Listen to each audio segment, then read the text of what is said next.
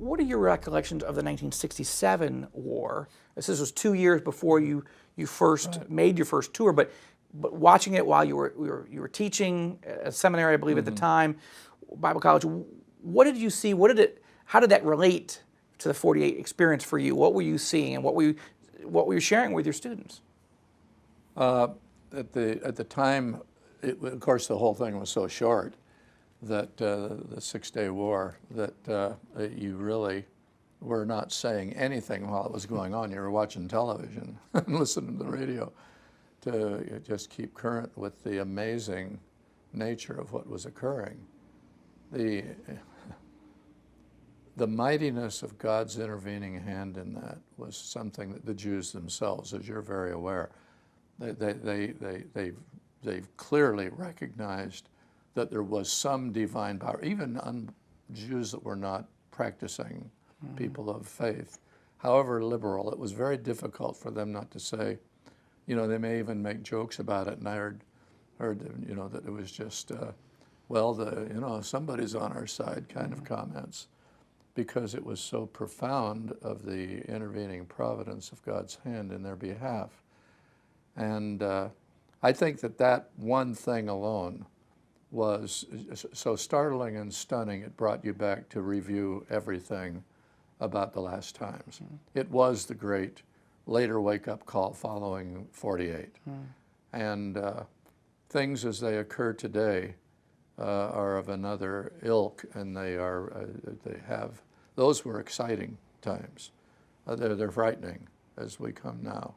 Not because as believers we're afraid, because we know that there's high promise that overrides some of these things, irrespective of even if you're hold a pre-trib or post-trib, whatever that debate falls out. There's still a reason that in the end, the triumph of faith is there. Did your students see that? Did they in 67? Did they get that? I think that for many students that they had only been raised on the excitement, which was now nearly 40 years, 20 years old since 48. Jesus is coming soon, and the Jews are back. You could always bring an update message because of the population increase that was taking place in the land. But when that amazing thing took place, I think it reawakened. It stirred the juices, shall we say, that we're moving into a whole new era. And of course, the reunification of Jerusalem.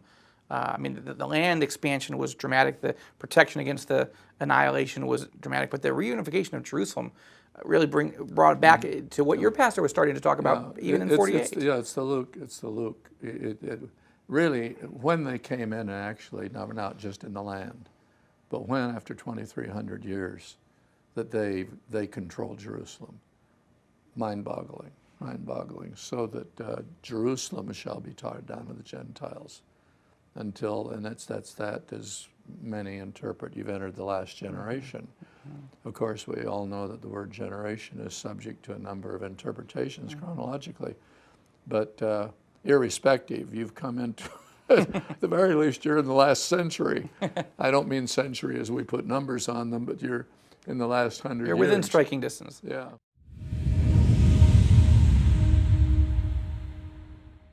Subscribe to our videos by clicking the subscribe button. You'll find some videos that we've chosen specifically for you. And if this is a ministry that you'd like to support financially, just make a tax-deductible donation by clicking here to visit our giving page. Thank you. We look forward to partnering with you to bless Israel and her neighbors in the name of Jesus.